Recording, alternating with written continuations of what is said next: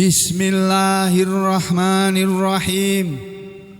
Alhamdulillahi rabbil alamin. Wassalatu wassalamu ala rasulillah wa ala alihi thahirina ajma'in. Amma ba'du ayuhan nas, ittaqullaha mastata'tum wasma'u wa ati'u la'allakum turhamun. Para muslimin rahimakumullah, kita masih membicarakan tafsir surah Al-Isra, yakni ayat yang ke-9, ke-10, yang pada pertemuan sebelumnya sudah diterangkan sebagian dari penjelasannya atau tafsirnya, yang menurut Allah, menurut ayat 9 dari surah Al-Isra ini, sebagaimana dinyatakan oleh Allah, A'udzu billahi minasyaitonir rajim. Inna hadzal Qur'an, sesungguhnya ini Al-Qur'an, yahdi, dia menunjuki, memberi petunjuk, lilati, ke yang, maksudnya ke jalan yang dia, jalan itu akwam, paling lurus, paling benar, paling adil. Akwam, kebanyakan mufassir, barang ahli tafsir maupun ahli bahasa, menerangkan bahwa kata akwam yang arti bahasanya secara bahasa Indonesia itu lurus, bisa juga bermakna adil. Al-Quran menunjuki manusia ke jalan yang paling adil, jalan yang paling lurus. Itu satu sifat Al-Quran. Yang kedua, wa yubasyirul mu'minin. Dan Al-Quran itu karakteristiknya yang kedua adalah, sifatnya yang kedua, yubasyiru, dia memberi kabar gembira, mengabarkan kabar gembira kepada al-mu'minina, orang-orang yang beriman. Siapa itu orang-orang yang beriman? Orang-orang yang beriman alladzina, yaitu orang-orang yang ya'maluna sholihat. Orang-orang yang ya'maluna, mereka selalu berbuat, selalu beramal, as-sholihat, kebaikan-kebaikan, selalu beramal baik, selalu berbuat baik, selalu berbuat kebajikan. Itu orang yang beriman. Apa kabar gembiranya? Anna, bahwasanya lahum, untuk mereka orang-orang yang seperti itu, ajron kabiro, ganjaran yang besar, pahala yang besar. Di ayat ini isinya adalah, secara garis besar, Allah menyatakan Al-Quran ini adalah yang akan menunjuki manusia kepada ajaran yang paling lurus, yang paling adil. Dan Al-Quran ini berisi kabar gembira untuk orang-orang yang beriman, yang beramal soleh. Ingat, orang-orang yang beriman dan beramal soleh, bukan hanya untuk orang beriman titik, itu bukan. Selalu begitu dalam Al-Quran ini. Wa basyiril ladzina amanu wa amilus sholihat anna lahum ajran hasana, misalnya begitu. Dan banyak lagi yang seperti itu ya. Jadi orang-orang yang diberi kabar gembira oleh Allah dengan bahwa kabar gembira itu berisi berita bahwa mereka akan masuk surga kalau mereka beriman dan beramal soleh. Jadi tidak cukup beriman titik, itu enggak cukup, harus disertai dengan amal soleh. Apa itu amal soleh? Amal soleh adalah semua amalan yang dikerjakan oleh manusia, semua perbuatan baik, saya ulangi, semua amalan baik, perbuatan baik yang dikerjakan oleh manusia karena niatnya untuk menjalankan perintah Allah, untuk meninggalkan larangan Allah. Dalam rangka menjalankan perintah Allah, dalam rangka meninggalkan larangan Allah. Ada orang berbuat baik tapi niatnya bukan untuk itu bukan amal soleh. Ada orang sodakoh itu amal soleh kalau diniatkan lillahi ta'ala.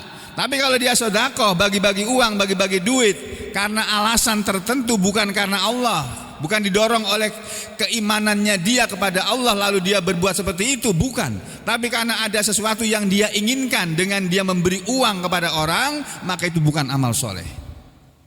Itu amal yang sia-sia.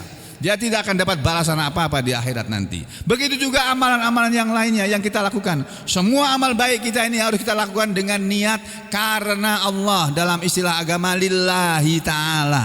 Karena Allah yang maha tinggi kita lakukan kebaikan itu. Bukan karena kepingin dipuji orang, bukan karena kepingin dapat gelar pahlawan nasional, bukan karena kepingin dapat tanda jasa, tanda penghargaan, ya, bukan. Kalau kita menginginkan tanda jasa atau tanda piagam penghargaan dari perbuatan kita, itu bukan amal soleh. Demikian juga kita baca Al-Quran, Pak. Baca Al-Quran itu niatnya harus lillahi ta'ala, bukan karena ingin dapat juara di MTQ, bukan. Kalau kita membaca Al-Quran niat pengen jadi juara MTQ, ya udah, nanti saudara dapat piala MTQ tingkat nasional, itu pahalanya sudah. Di akhirat nggak ada. Makanya hati-hati. Saudara boleh ikut MTQ untuk menguji kemampuan Anda di hadapan para juri-juri yang mahir Al-Quran itu, mahir tajwid itu. Boleh, tapi niatkan lillahi ta'ala. Piala itu nomor 2, nomor 3. Bukan itu yang kita cari. Gak dapat piala gak apa-apa. Begitu. Halo? Paham ya? Ya. Jadi saudara, ayat ini mengajarkan kepada kita bahwa Al-Quran itu menunjuki jalan yang paling lurus, yang paling adil, dan memberi kabar gembira kepada orang-orang yang beriman dan beramal soleh bahwa mereka akan mendapatkan balasan dari Allah yang besar, ajrong kabiro. Balasan yang besar itu apa? Nanti kita lihat ini sebentar ya. Anda melihat tafsir Ibnu Katsir sebentar dulu, baru kita kembali ke ulasan saya sebelum ini.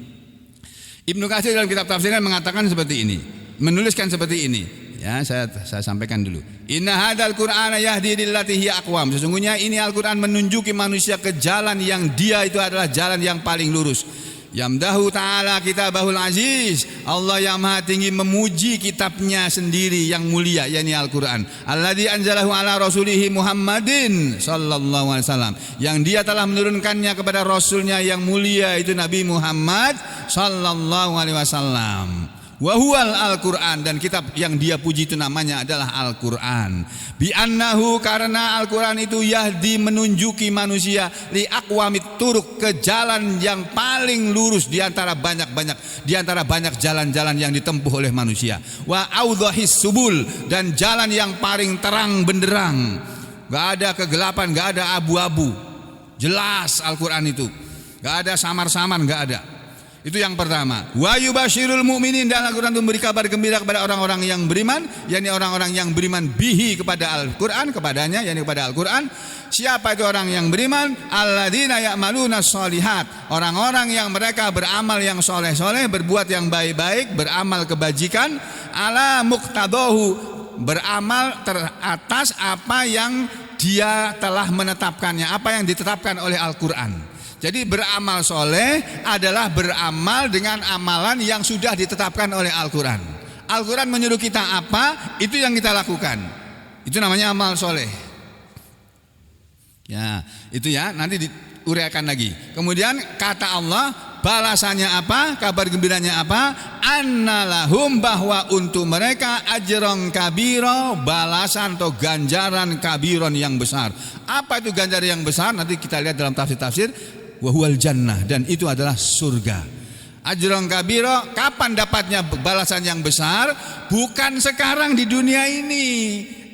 Balasan yang besar yang akan diperoleh orang-orang beriman dan beramal soleh itu adalah nanti yaumal kiamati, pada hari kiamat.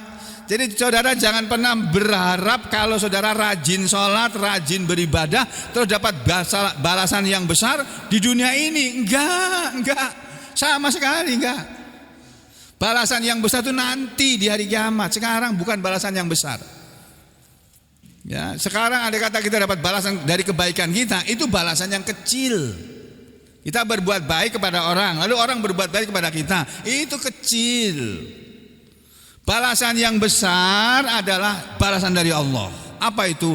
Surga dengan segala kenikmatannya.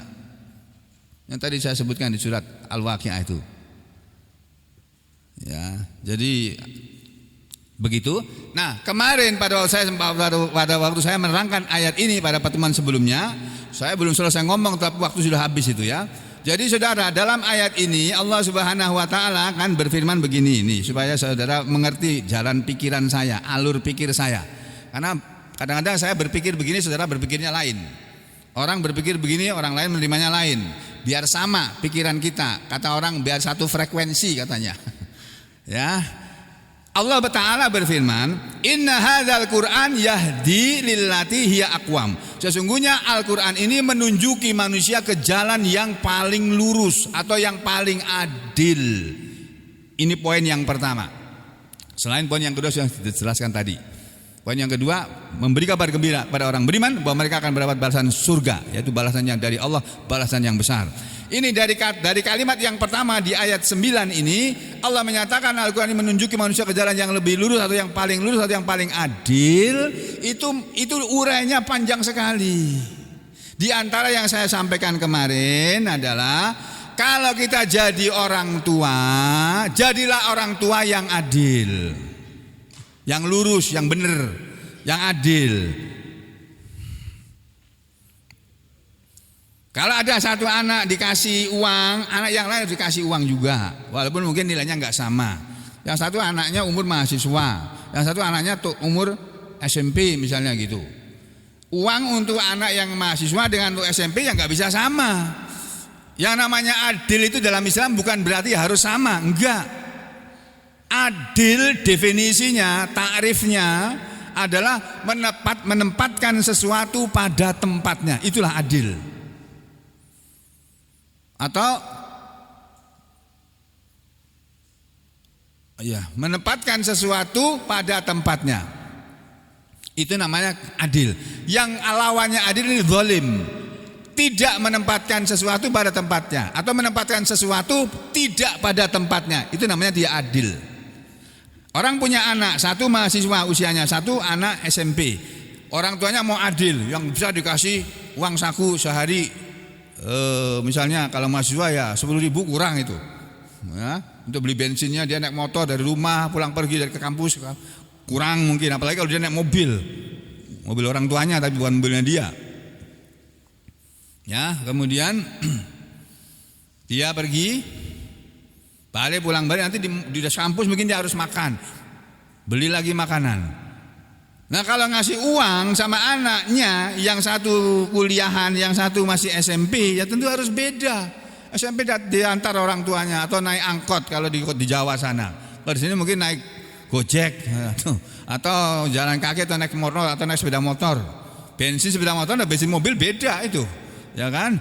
Jadi yang namanya adil tidak harus sama, tapi memberi. Kalau satu anak dikasih, anak yang lain juga harus dikasih. Maka Nabi mengatakan wa'dilu baina auladikum, bersikap adillah kalian terhadap anak-anak kalian. Jadi begitu Islam mengajarkan keadilan. Jadi kalau kita kepingin jadi orang yang baik, kita harus jadi orang yang adil. Jadi orang tua yang adil, yang menempatkan sesuatu pada tempatnya. Jadi anak juga harus anak yang lurus, yang adil, menempatkan sesuatu pada posisinya. Jadi kita sebagai anak harus berbuat baik kepada kedua orang tua. Tidak boleh berbuat tidak baik atau berbuat jahat kepada orang tua, enggak boleh. Ya, sebagai guru harus bersikap adil kepada murid-muridnya. Semua diajari sama ajarannya. Nah, yang satu menerima, satu enggak menerima, itu urusan lain. Tapi pelajarannya sama. Kemudian demikian juga jadi murid juga begitu, harus bersikap adil, berbuat baik kepada gurunya, menghormati gurunya. Jangan kurang ajar sama gurunya. Ya, zaman dulu, zaman saya masih sekolah SD SMP itu Pak, kalau kita mau melewati guru kita pulang sekolah, guru kita jalan kaki, kita naik sepeda, kita nggak berani duluin, kita di belakangnya dulu. Sampai guru kita sudah lewat, baru kita, kalau kita menyimpang baru kita ngelewati. Nggak berani kita seperti anak sekarang itu, gurunya jalan kaki, kita naik mobil. Bu guru, Pak guru, dadah. Loh, kurang ajar nih murid ini. Mentang-mentang kau punya mobil, gurunya nggak punya mobil. Nggak boleh nih kayak begini nih, ya. Tapi itu terjadi di masa kini tuh. Itu satu ya. Jadi anak yang adil, jadi orang tua aja. Jadi suami juga begitu, jadi suami yang adil. Bagaimana bersikap adil kepada istrinya? Apalagi kalau istrinya lebih dari satu. Wah, lebih susah lagi itu. Yang satu mintanya ini, satu mintanya ini. Nah, sama harus adil. Kalau sana dibelikan yang tas merek ini, yang ini juga tas merek ini sama. Kalau istrinya lebih dari satu, mumet Pak, pusing itu. Ya. Nah, yang belum lagi yang lain-lainnya. Jadi suami juga jadi suami yang adil, jadi istri juga jadi istri yang adil. Nah, kemarin pada waktu saya menjelaskan ayat ini saya baru ngambil satu contoh. Saya bawa saudara ke surat An-Nisa. Ini loh ya, yang kemarin saya sampaikan. Habis dari surat An-Nisa saudara saya bawa ke surat An-Najm. Bingung saudara. Ini Ustaz ini ngomong apa? Dari surat Al-Isra ke surat An-Nisa, habis itu belum selesai ke surat An-Najm lagi. Maunya apa nih Ustaz ya? Maunya begini nih, saya kasih tahu sekarang ya. Al-Quran mengajarkan, sesungguhnya Al-Quran ini menunjuki manusia ke jalan yang paling lurus, yang paling adil. Contohnya kalau kita kebetulan ditunjuk oleh Allah, ditakdirkan oleh Allah jadi orang yang berkuasa, jadi pemerintah, pejabat pemerintahan. Mulai dari itu lurah, camat, bupati, wali kota, sampai gubernur, bahkan sampai presiden sekalipun. Kalau kita menjadi pejabat, menjadi orang yang diberi amanah oleh rakyat, oleh Allah dengan sesuatu jabatan, Islam mengajarkan kepada kita agar kita menunaikan amanat itu dengan sebaik-baiknya kepada pemilik amanat itu tadi. Itu satu. Yang kedua, sikap kita sebagai orang yang lurus, yang adil, karena diajari oleh Allah untuk seperti itu. Kalau kita menjadi pejabat harus mengurusi rakyatnya dengan adil. Yang kedua, kalau kita wa idza hakamtum bainan nas, dan ketika kalian menghukumi di antara manusia, memutuskan perkara di antara rakyatnya, antahkumu bil adil, agar kalian memutuskan perkara dengan adil. Kalau anak orang melanggar hukum, melanggar tatanan sosial, melanggar undang-undang, apapun nama undang-undangnya tadi, anak orang dihukum. Terus dia punya anak nggak boleh dihukum karena dia pejabat, nggak boleh begitu. Yang namanya menjunjung tinggi hukum, menjunjung tinggi keadilan, itu tuh lambang kejaksaan, lambang pengadilan tuh al-mizan, timbangan itu. Al-mizan, ya, saudara lihat lambang kejaksaan itu ada, masih kalau nggak berubah loh, masih ada timbangan di sana itu. Ya, lambang pengadilan juga begitu. Kalau nggak salah panahnya Kresno, panah cakra sama timbangan itu, atau pohon beringin timbangan apa gitu, lupa saya itu. Ya. Nanti saudara lihat itu di pengadilan. Lambangnya para hakim itu, lambang kantor pengadilan, lambang kantor penjaksaan. Itu ada timbangan di sana.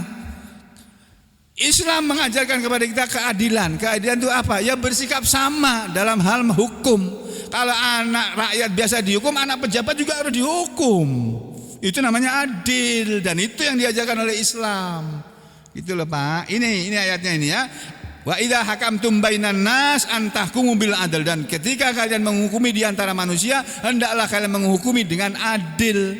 Ya, yang ketiga Allah menyatakan innallaha ni'ma ya'idukum bi. Sesungguhnya Allah itu sebaik-baik yang memberi nasihat kepada kalian dengannya, dengan nasihat itu. Innallaha kana sami'an basira. Sesungguhnya Allah adalah Maha mendengar, Maha melihat. Kemarin ketika saya menerangkan ayat ini, saya bilang Allah itu Maha mendengar apa yang kita ucapkan. Allah Maha melihat apa yang kita perbuat. Jadi kalau kita mengucapkan sesuatu dalam rapat terbatas atau memutuskan sesuatu dengan omongan kita, ya, dengan di dalam rapat terbatas, itu semuanya omongan kita, perbuatan kita dalam rapat terbatas itu diketahui oleh Allah. Kalau itu adil akan dapat pahala. Kalau itu kejahatan atau keburukan tapi disembunyikan, Allah akan mengazab mereka semuanya.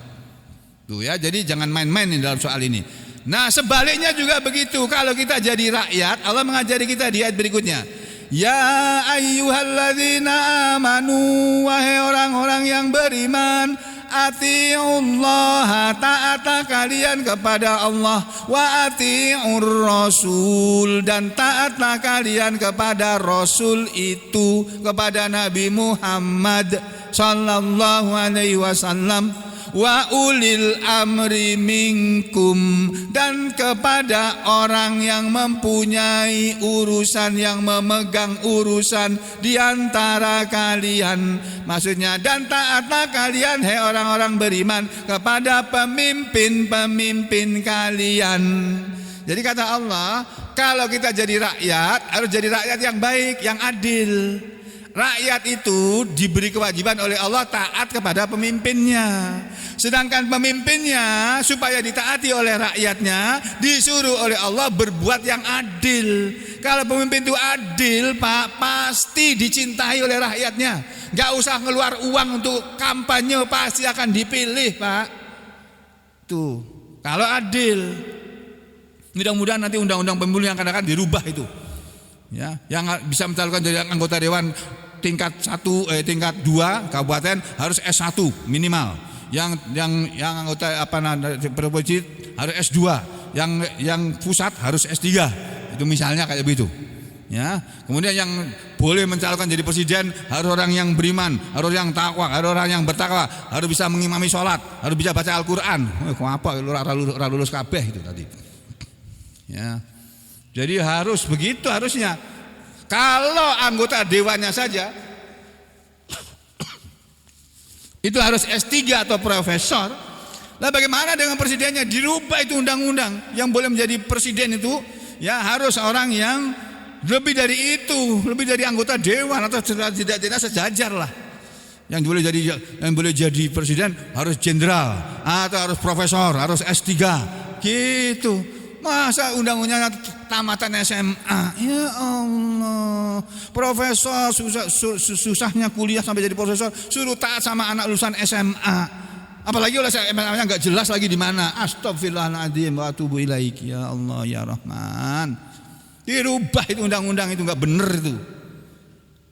Kecuali dia memang tamatan SMA, tapi dia menuntut ilmu terus, walaupun tidak informal. Tidak terdaftar, tapi dia pinter, berbahasa Inggris pinter, geopolitik ngerti dia, ilmu ke segala kementerian tahu dia, walaupun lulusan SMA nggak apa-apa. Itu Ibu Megawati kan lulusan SMA saja itu ijazahnya, tapi dia diberi gelar profesor honoris causa, doktor honoris causa itu, karena pandainya sidin itu. Ya, demikian juga yang lain-lain. Jadi lulusan SMA ya nggak apa-apa kalau dia paham segala macam ilmu yang diperlukan dalam pemerintahan ini.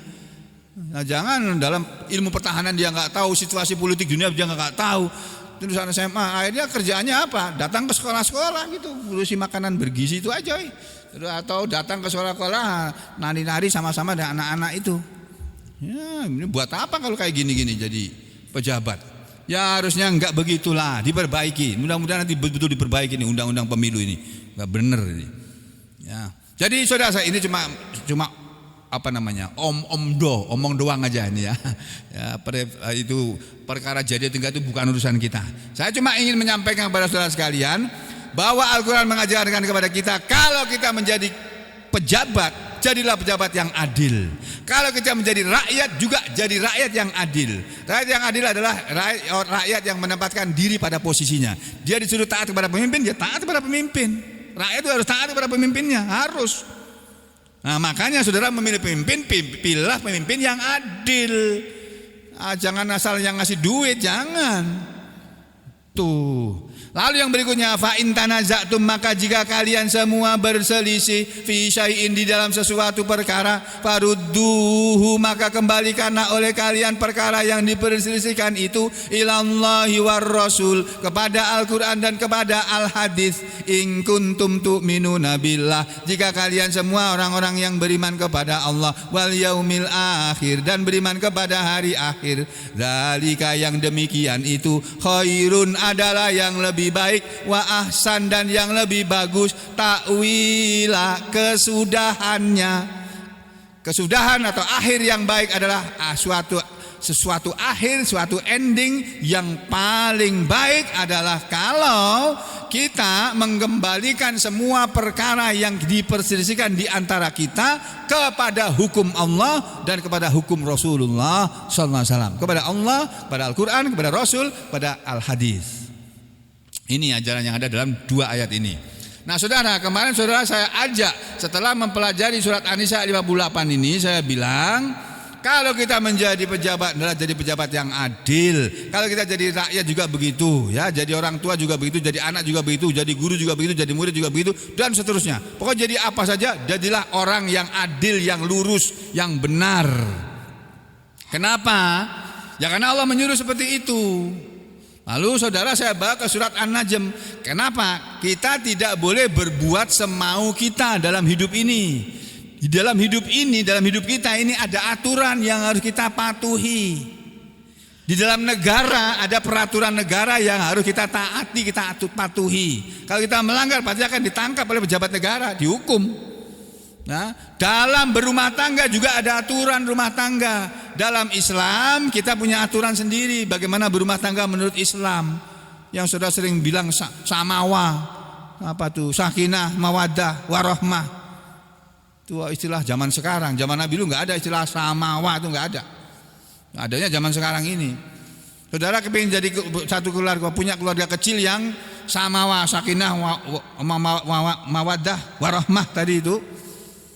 Kan harus jadi suami yang baik, jadi istri yang baik, kan begitu petunjuk dalam Islam ini. Ya. Nah, kemudian saya menerangkan bahwa kita tidak boleh berbuat dalam diri semau gue seperti yang disebut oleh Allah di dalam surat An-Najm. Dan surat An-Najm itu kemarin saya sampaikan beberapa ayat, ya. Mulai dari ayat berapa kemarin itu? Mulai dari ayat 1 sampai dengan ayat yang menerangkan tentang kelakuan orang-orang kafir Quraisy ini loh. Orang-orang kafir Quraisy kan ngomongnya semaunya, berbuat semaunya. Disuruh oleh Allah orang-orang kafir itu, orang-orang kafir Quraisy, orang-orang musyrik Mekah, penyembah berhala zaman Nabi dulu, disuruh oleh Nabi Muhammad SAW untuk meninggalkan berhala, menyembah kepada Tuhan yang Maha Esa, yang namanya Allah Subhanahu Wa Taala, Al-Aziz, Al-Ghaffar, Ar-Rahman, Ar-Rahim, Al-Jabbar, Al-Mutakabbir, dan seterusnya. Itu banyak gelar Allah, itu nama-nama Allah dan sekaligus juga sifat-sifat Allah. Mereka disuruh menyembah Allah yang menciptakan mereka, yang ngasih rezeki kepada mereka, enggak mau. Malahan mereka menyembah berhala yang mereka kasih nama Lata, Uzza, sama Manas, 3 berhala ini. Yang kedua, mereka mengatakan malaikat adalah anak-anak perempuannya Allah. Loh, gimana sih kamu? Bilang Allah punya anak perempuan, para malaikat. Sedangkan kamu kepenginnya punya anak laki-laki. Apa pantut kalian mengatakan alakumul dzakaru walahul unsa? Apa pantas bagi kalian anak laki-laki, lalu bagi Allah itu anak perempuan? Enggak pantas itu mengatakan seperti itu. Tapi itu diucapkan, dikatakan oleh orang Mekah. Maka Allah mengatakan tilka idang kismatun diza. Sesungguhnya yang demikian itu, kalau seperti itu adanya, adalah pembagian yang tidak adil. Lalu Allah menyinggung berhala-berhala mereka.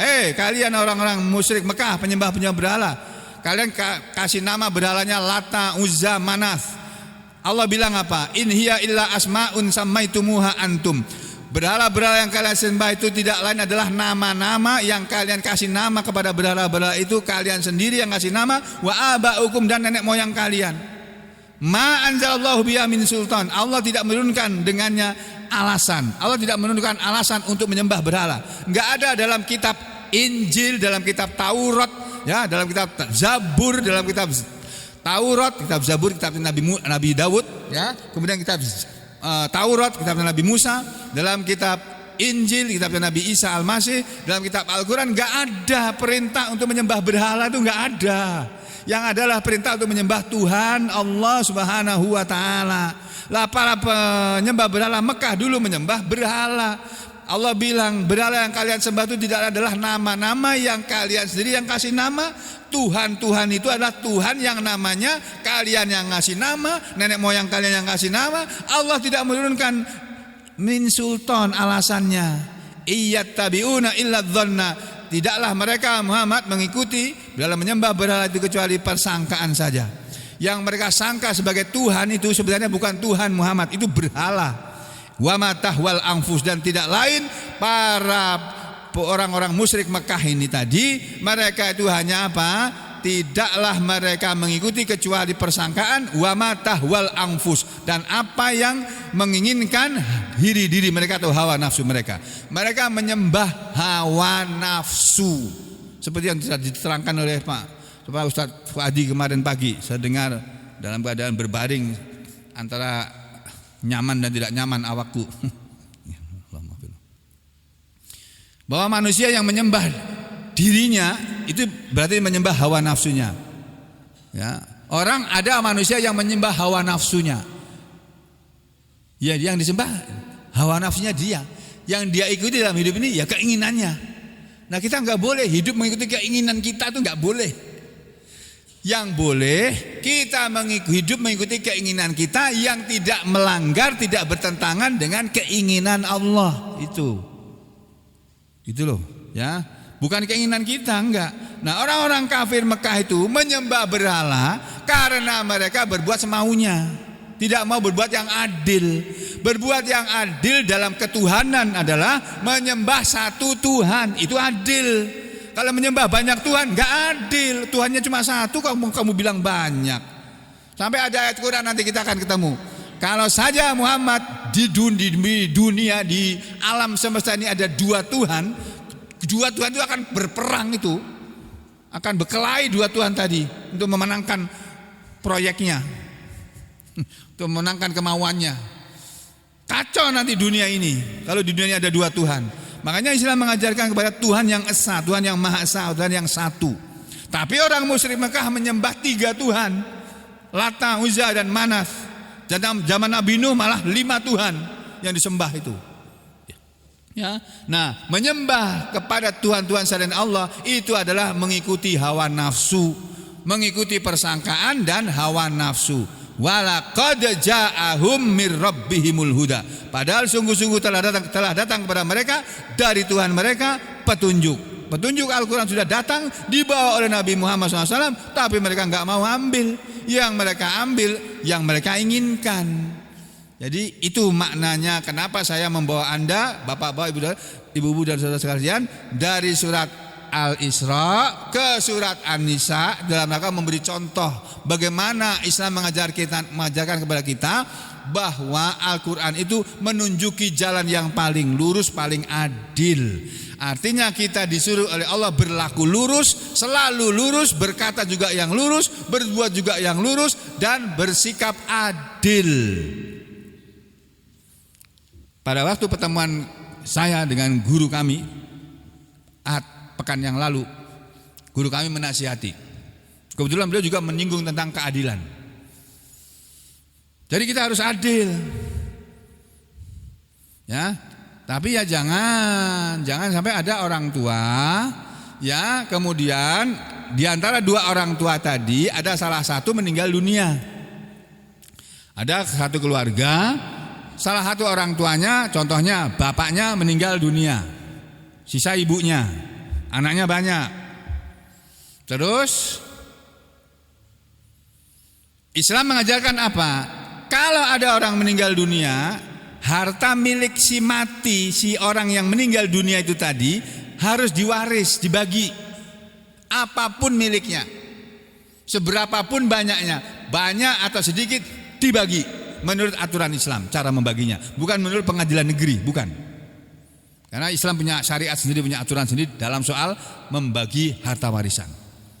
Ya, nah, jangan kata guru kami, jangan kita jadi orang tua yang ngakali hukum Allah. Kalau ada orang meninggal dunia, bapaknya meninggal dunia, ibunya masih hidup, terus orang mau mengakali hukum Allah, jangan dibagi dulu warisannya, kan ibu masih ada. Janganlah nunggu ibunya meninggal dulu baru dibagi. Loh, gimana kamu ini?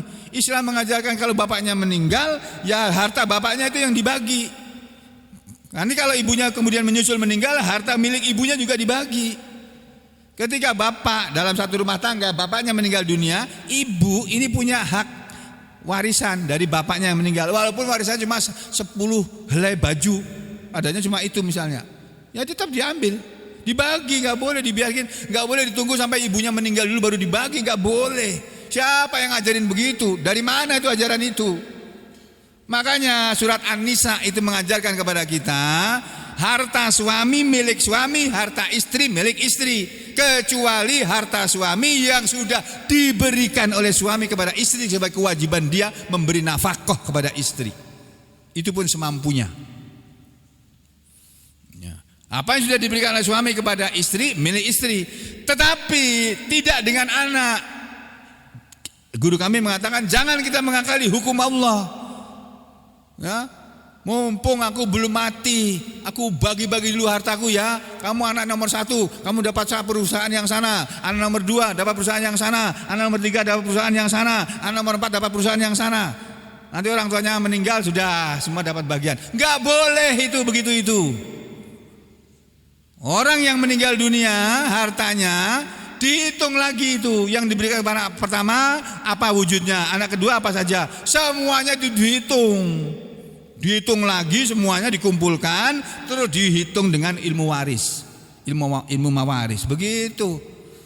Gak boleh kita bersikap adil kepada anak. Masing-masing anak sudah diberi rumah. Yang satu dikasih rumah sana, yang satu di sana, satu sana, semua dapat rumah. Mobil sudah dikasih semuanya. Itu nanti kalau orang tuanya meninggal, semua mobil, semua rumah itu dibalikkan lagi, dihitung lagi, diwaris lagi. Begitu menurut Islam. Halo, paham gak ini? Pernah dengar ajaran kayak gini? Gak pernah? Ya sekarang pernah ini ya. Jadi supaya saudara itu loh perlunya kita ngaji supaya paham, supaya ngerti. Karena kalau kita hidup tidak mengikuti Al-Quran, celaka sudah di akhirat pasti celaka. Nah, itu tadi ayat yang ke-9 dari surat Al-Isra dengan segala penjelasannya, semampu saya menjelaskannya. Kalau mau diuraikan lagi juga bisa saja ya, tapi nanti sampai yang pusing sendiri. Nah, sekarang kita menuju ke ayat yang ke-10. A'udzu billahi minasyaitonir rajim.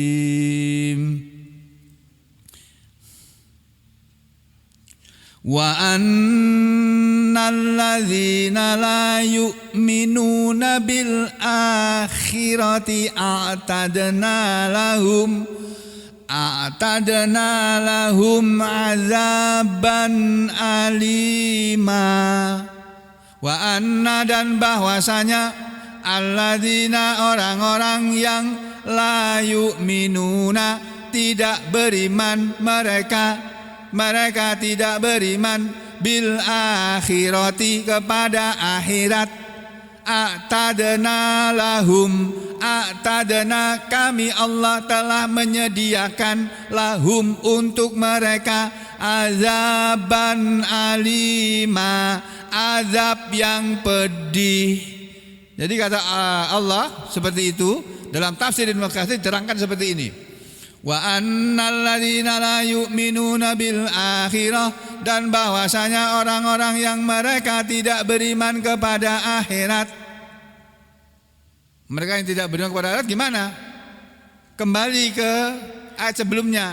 Huruf wawu di sini ini wawu athof ini. Maksud ayat ini wa dan di ayat sebelumnya kan bunyinya inna hadzal qur'ana yahdi lillati hiya aqwam. Satu. Yang kedua, wa yubasyirul mu'minina alladzina ya'maluna shalihat anna lahum ajran kabira. Benar ya? Ayatnya ya? Ayat yang ke-9 kemarin tuh. Wa yubasyirul mu'minina. Al-Quran itu adalah yang akan memberi petunjuk kepada manusia jalan yang paling benar, yang paling lurus, paling adil. Yang kedua, wa yubasyirul mu'minina, dan Al-Quran itu memberi kabar gembira kepada orang-orang yang beriman. Apa kabar gembiranya? Annalahum ajran kabira. Orang-orang yang beriman, alladzina ya'maluna sholihat, orang-orang yang beriman yang beramal soleh. Annalahum ajran kabira, bahwa untuk mereka ganjaran yang besar, yaitu surga beserta semua kenikmatannya.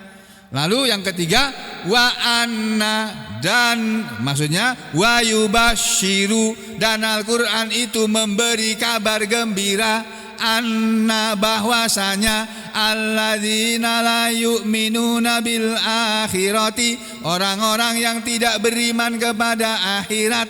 Ini wa yubasyirul ladzina la yu'minuna bil akhirah, dan memberi kabar gembira orang-orang yang tidak beriman kepada akhirat. Apa kabar gembiranya? Anna, bahwasanya a'tadna lahum, kami Allah telah menyediakan untuk mereka azaban alima, azab yang pedih. Kapan azab yang pedih akan diterima oleh orang-orang yang tidak beriman kepada akhirat? Bukan di dunia, Pak. Di dunia mereka hidup senang, hartanya triliunan. Udah begitu, hartanya udah bertriliun-triliun. Bukan 1-2 triliun Pak, ratusan triliun hartanya. Itu masih kurang juga tuh. Masih merampas tanah rakyat itu. Masya Allah. Hartanya sudah bertriliun-triliun, masih ngambil uang negara juga itu. Itu siapa? Ya mereka yang tidak beriman kepada akhirat. Loh, itu Pak Haji loh Pak Ustadz. Nggak peduli Allah itu. Mau Pak Haji mau Bu Haji nggak peduli. Kalau melanggar aturan Allah, ya itu namanya orang yang tidak beriman kepada akhirat. Kalau orang beriman kepada akhirat nggak berani melanggar aturan Allah, nggak berani. Tuh, korupsi nggak berani, mencuri nggak berani, ngambil yang bukan haknya nggak berani. Padahal Allah sudah mengancam nih. Wa yubashirul wa atadna lahum apa? Wa annal ladzina la yu'minuna bil akhirah, dan Al-Qur'an itu memberi kabar gembira bahwasanya orang-orang yang tidak beriman kepada akhirat, a'tadna lahum adzaban alima, kami telah menyediakan untuk mereka azab yang pedih. Kapan itu? Yaitu yaumal qiyamah, nanti di hari kiamat. Kalau sekarang mereka senang-senang udah dapat triliunan, masih minta proyek yang triliunan pula. Masya Allah. Padahal mata'ud dunya qalil, kata Allah. Kesenangan dunia ini cuma sedikit, Muhammad. Orang punya duit triliunan, bahkan 1000 triliun atau 8000 triliun lah, seperti besarnya utang Indonesia ini. Orang punya harta 8000 triliun misalnya, itu sedikit di hadapan Allah itu. Kalau Allah mau sebentar dia dihabiskan oleh Allah. Tenggelam, selesai semua ke laut. Nggak usah diambil lagi. Allah bisa berbuat seperti itu. Makanya kata Ibnu Katsir, ayat ini maknanya seperti itu. Wa atadna lahum adzaban alima wa annal ladzina la yu'minuna bil akhirati a'tadna lahum adzaban alima, dan bahwasanya Al-Qur'an itu memberi kabar gembira. Kabar gembiranya apa? Bahwasanya orang-orang yang tidak beriman kepada akhirat, kami telah menyediakan untuk mereka azab yang pedih di hari kiamat nanti. Ayat ini kata Ibnu Katsir pemahamannya kama qala ta'ala, seperti Allah telah berfirman, Allah yang maha tinggi dalam surat yang lain, banyak ayatnya ini. Contohnya ini, fabashirhum bi'adzabin alim. Fabashirhum, maka berilah kabar gembira kepada mereka wahai Muhammad, orang-orang yang menyembah Tuhan selain Allah itu, bi'adzabin alim, dengan azab yang pedih. Kapan itu? Ya nanti di hari kiamat, bukan sekarang. Sekarang mereka lagi senang-senang. Nanti senang-senangnya berakhir. Nah, setelah itu baru Allah berfirman mengenai diri manusia, termasuk kita semuanya. Mungkin kita semua termasuk orang yang disebut oleh Allah dalam ayat ini. Apa bunyi ayatnya? A'udzu billahi minasyaitonir rajim. Wa yada'ul insanu bisyarri du'aahu bil khair. Wa kanal insanu ajula. Wa ja'alna al-laila wan nahara ayatain famahawna ayatal laili wa ja'alna ayatan nahar وجعلنا آية النهار مبصرة لتبتغوا فضلا من ربكم ولتعلموا عدد السنين والحساب وكل شيء فصلناه تفصيلا. Apa dia dimaksud dari ayat ini? Dua ayat ini yang berbicara tentang pribadi manusia. Jangan kemana-mana, kita ketemu lagi besok pagi insya Allah. Aku lu qouli hadza astaghfirullah li wa lakum. Allahumma taqabbal minna innaka antas samiul alim wa tub alaina innaka antat tawwabur rahim. Wa sallallahu ala Muhammadin wa ala ali Muhammad walhamdulillahi rabbil alamin.